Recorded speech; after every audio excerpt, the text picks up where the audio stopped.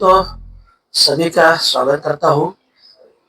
आप सभी को मालूम है, एक 4-5 साल से नवी मुंबई अंतर्राष्ट्रीय विमानतल जो बन रहा है और इसी विमानतल को स्वर्गीय दिबा पाटिल साहब, जो इस देश के नेता थे, जिन्होंने बहुत से ऐसे डिसीजन लिए जो हमारे देश की माँ बहनों के लिए है, हमारे धर्म लोग के लिए है, ओबीसी समाज के लिए है।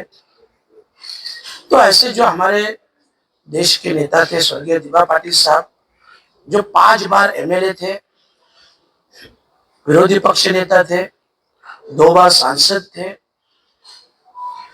इतना सब होने के बावजूद भी आखिरी समय वो जिस घर में रहते थे, वो घर लोगों ने श्रमदान से बना के दिया था, उसी घर में रहते थे। ऐसे प्रामाणिक नेता जिनका नाम नवी मुंबई अंतर्राष्ट्रीय विमानतल को लगना चाहिए, ये सभी पार्टियों की तरफ से सभी पार्टी के नेता,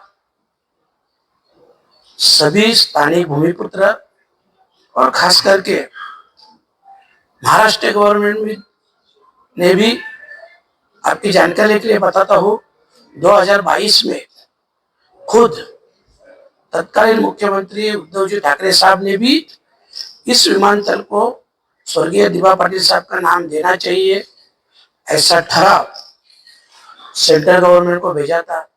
उसके बाद यूपी के सरकार ने भी यही सेम ठराव, जो कि एक ही नाम से स्वर्गीय दिबा पाटिल साहब के नाम से केंद्र सरकार को भेजा, पर अभी तक उसके बारे में कुछ भी डिसीजन नहीं हो रहा है। आपको मालूम है, ऐसा समझ रहा है कि आने वाली 30 तारीख को, मतलब बराबर आज से 18 दिन के बाद, उस एयरपोर्ट का उद्घाटन होने जा रहा है। जबकि हमारी सबकी मांग है कि उद्घाटन से पहले स्वर्गीय दिबा पाटिल साहब का नाम देना चाहिए।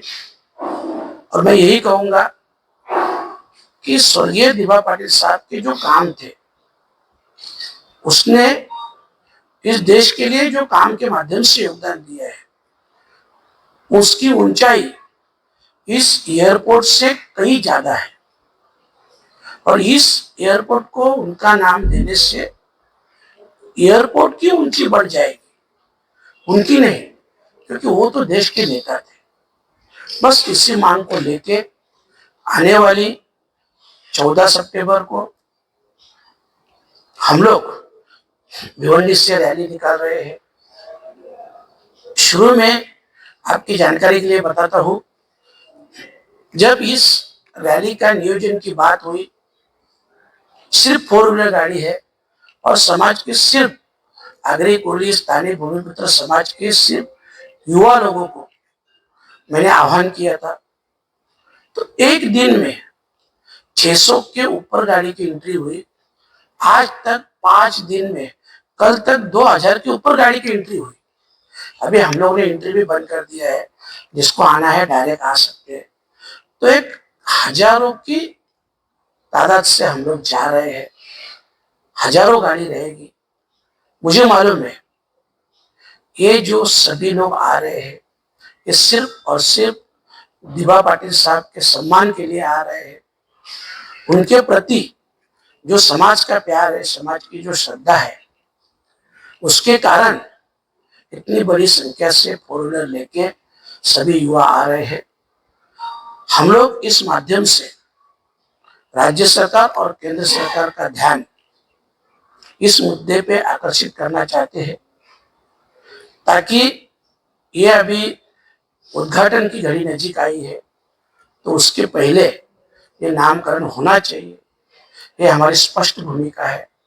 और अगर उसके पहले ये नामकरण नहीं होगा तो इससे भी बड़ा आंदोलन, क्योंकि ये तो एक ट्रेलर है, कुछ ही दिनों में आह्वान करने के बाद हजारों गाड़ी अगर समर्थन में आ रही है तो इसका मतलब लोगों में जागृति हुई है। और अगर उद्घाटन से पहले नाम नहीं दिया तो लाखों लोग इस मोर्चा में शामिल होने वाले हैं। और मेरा कहना एक ही है कि अगर स्टेट गवर्नमेंट ने एक ही नाम दिया है तो सेंट्रल गवर्नमेंट ने जल्द से जल्द उसका निर्णय लेना चाहिए। बस हम लोग यही चाहते हैं। क्राइटेरिया क्या होगा, मतलब जैसे अगर कोई आना चाहता है तो उसको एंट्री करना पड़ेगा या आपके ऑफिस पर जो है कांटेक्ट करना पड़ेगा? नहीं, ये देखो, ये सब सेफ्टी के लिए हम लोग ने किया है कि सभी गाड़ी का नंबर, ड्राइवर का नाम, नंबर, ये सब हम आरटीओ में भी देने वाले हैं। ट्रैफिक डीसीपी साहब दोनों, थाना के भी, न्यू बॉम्बे के भी, नई मुंबई के भी, सभी से बात हुआ है तो उनको ये सब डिटेल्स देने वाले। पर अभी ऐसी हालत है कि 2000 की गाड़ी के ऊपर एंट्री गई है, तो अभी हम लोग बता रहे हैं कि कौन से एरिया से कौन से पॉकेट से कितने लोग आ रहे हैं। बॉम्बे महानगर पालिका जो है उन्होंने, या महानगर पालिका के क्षेत्र में जो फलक लगाए न्यू मुंबई विमानतल, इस तरह के फलक लगाए, कई युवा ने वहाँ पर वो बोर्ड तोड़ेगी, उसके बारे में क्या कहना? देखो, मतलब जब ये बोर्ड लगे, अंतरराष्ट्रीय विमानतल के जब बोर्ड लगे हैं तो वो बोर्ड तोड़े भी है, कहीं पे उनके ऊपर काला कलर लगाया है। मतलब लोगों ने अपना निषेध व्यक्त किया है। तो इसके लिए ये गवर्नमेंट को, देखो अभी नजीक आ रहा है, आपने देखा होगा संसद में भी मैंने इसके बारे में आवाज उठाई थी।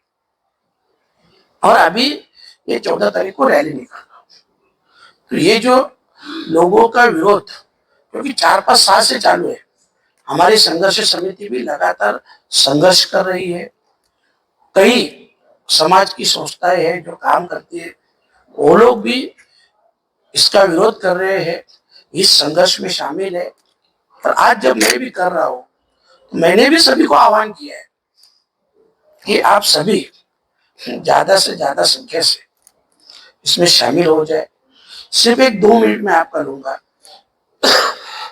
वो इसके लिए कि ऑलरेडी दिबा पाटिल साहब का मैं काम बोलना आपको भूल गया कि उनको मैं राष्ट्रीय नेता क्यों मान रहा हूं। देखो 1989 में जब श्री भ्रूण हत्या का कायदा पारित हुआ, वो कायदा महाराष्ट्र विधानसभा में दिबा पाटिल साहब ने पारित किया। उसके बाद में 1994 में सेंटर के गवर्नमेंट ने भी उसकी दखल ली और पूरे देश में इस श्री भ्रूण हत्या का कायदा लागू। जो फार्मर लोग का था, जगह के बदले में जगह, पहले आप देखते थे सेंटर का हो या स्टेट का हो, जो भी प्रोजेक्ट निकलता था उसमें से कुछ छोटी मोटी अमाउंट दे के फार्मर को खुश किया जाता था, चुप करते थे और प्रोजेक्ट करते थे। पर उसके बाद में दिबा पाटिल साहब ने क्लियर कट एक आंदोलन किया। उस आंदोलन के माध्यम से उन्होंने शासन को बताया कि भूमि की बदले में, मतलब जगह के बदले में जगह मिलनी चाहिए। और जो 12.5% का जो फार्मर के बाजू से डिसीजन हुआ, वो भी स्वर्गीय दिबा पाटिल साहब ने किया, जो पूरे देश में लागू हुआ। जो कुल कायदा आपको मालूम है, कुल कायदा तो 1948 में पारित हुआ था, मतलब मंजूर हुआ था, जिसकी दखल खुद डॉक्टर बाबा साहेब आम्बेडकर ने ली थी। तो उसके बाद में 1957 से लेकर 1965 तक दिबा पाटिल साहब खुद एमएलए थे, उन्होंने इसका फॉलोअप लिया। और ये जो कायदा था ये जिया सहित पारित किया महाराष्ट्र में। इसके बाद में वो पूरे देश में लागू। और इससे और एक बात बता दूं कि जब मंडल आयोग की सिफारिश लागू करना था पूरे महाराष्ट्र में, तब ओबीसी का, उसी समय 1984 में ओबीसी का महाराष्ट्र का नेतृत्व दिबा पाटिल साहब कर रहे थे।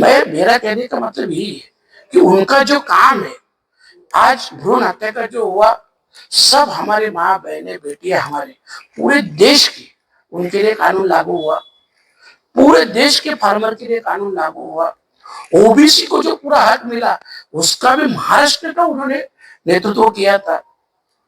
ये सब उनके काम देखेंगे, पूरे देश लेवल के काम।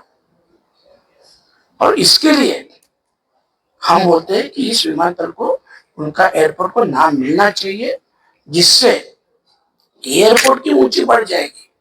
दिबा पाटिल साहब की नहीं, दिबा पाटिल साहब की ऊंची तो बहुत ज्यादा है, क्योंकि वो देश के नेता थे। महाराष्ट्र राज्य सरकार नाम की घोषणा करने के लिए इतना विलंब कर रही है, क्या आपको क्या लगता है, क्यों कर रही है, क्या वजह है? नहीं, महाराष्ट्र सरकार विलंब नहीं कर रही है।